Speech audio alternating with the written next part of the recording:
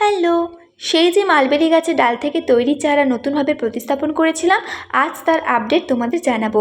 সবার প্রথমে দেখো গাছটা কিভাবে তরতাজা হয়েছে। আর সবথেকে ইন্টারেস্টিং বিষয় হলো, দেখো গাছে একটা কচি শনিও ধরেছে। কি অবাক হলে তো? ভাবছো 3-4 মাসের ডাল থেকে তৈরি চারা গাছে কিভাবে শনি এসেছে? তবে শোনো, প্রথমত মালবেরি গাছের এক্সপিরিয়েন্স আমার কাছে একেবারে নতুন, কিন্তু আমি যে 4টে টিপস ফলো করেছি সেটাই তোমাদের বলি। ফার্স্ট টিপস হলো, এই গাছকে রোদ্দুরের আন্ডারেই রাখবে। সেকেন্ড টিপস হলো পিঞ্চিং, যেটা এই গাছের জন্য অনেক দরকার। পিঞ্চিং করলে অনেক নতুন নতুন ডাল আসবে এবং ফল আসার সম্ভাবনা অনেক বেড়ে যাবে। এছাড়া গাছের গ্রোথটাও অনেক বেড়ে যাবে। থার্ড নাম্বার টিপস হলো, কোঁকড়ানো পাতাগুলোকে বাদ দেওয়া।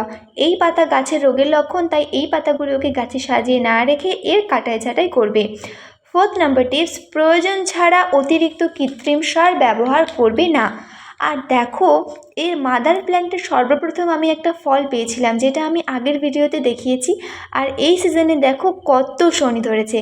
এটার জন্য আমার যদি 10% ভূমিকা থাকে, তাহলে 90% ভূমিকা আছে আকাশ ভাঙা বৃষ্টির। বৃষ্টি যেমন অনেক গাছের জীবন নেয়, তেমন অনেক গাছের জীবনও ফিরিয়ে দেয়। আসলে গাছকে একটু যত্ন করলে আর একটু ভালোবাসলে গাছ তোমাকে সেই ভালোবাসা 10 গুণ হারে ফিরিয়ে দেবে।